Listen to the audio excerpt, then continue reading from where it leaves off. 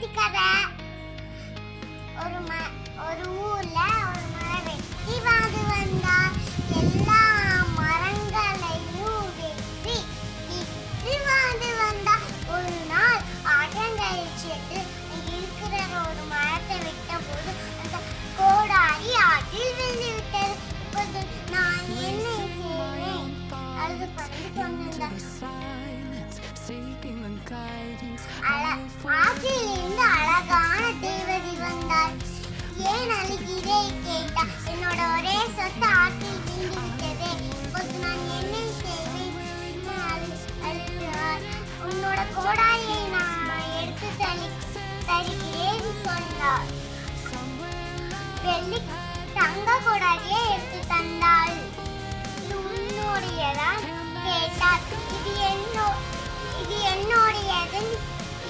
என்னோடதில்லை சொன்னார். அதுக்கு வெள்ளி கோடாரியை எடுத்து தந்தார். இது என்னுடையதுன்னு சொன்னார்.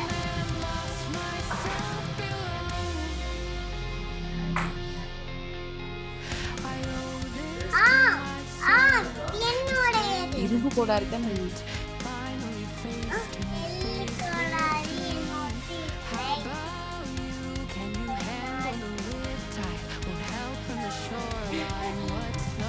இரும்பு கோடாரியை எடுத்து தந்தார். இது என்னோடது பெற்றுக்கொண்டாள். தங்க கோடாரி, வெள்ளி கோடாரி, இரும்பு கோடாரி மூணும் படிச்சாக அணித்தாள். பொய் சொல்லக்கூடாதே. நேர்மையை பார்த்தால்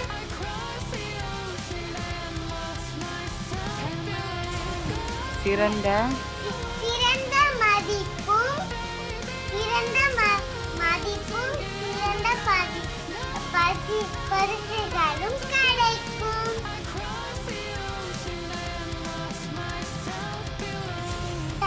தங்க கோடாரி, வெள்ளி கோடாரி, இரும்பு கோடாரி. அந்த கதை இல்ல குட்டீஸ், இந்த கதையிலிருந்து என்ன தெரிகிறது? தேவதை தங்க கோடாரி கொடுக்கும்போது மரவெட்டி அது தனது இல்லை என்று கூறி, வெள்ளி கோடாரியை சொல்லும் பொழுதும் அதுவும் தனது இல்லை என்று கூறி, இரும்பு கோடாரியை தேவதை கேட்கும்போது ஆம் இது தன்னுடையது என்று பெற்றுக்கொண்டார். அதனால் அவருடைய நேர்மையை பார்த்து தேவதை தங்க கோடாரி, வெள்ளி கோடாரி, இரும்பு கோடாரி மூன்றையும் பரிசாக அளித்தார். குட்டீஸ், இந்த கதையின் நீதி என்ன தெரியுமா? நேர்மையாக இருக்க வேண்டும், பொய் சொல்லக்கூடாது. நேர்மையாக இருந்தால் சிறந்த மதிப்பும் பல பரிசுகளும் கிடைக்கும்.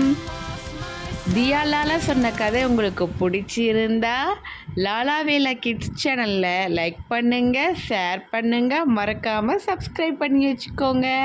இது போன்ற பல கதைகள் மற்றும் ரைம்ஸ் நம்ம சேனலில் வரும். தேங்க்யூ ஃபார் வாட்சிங்.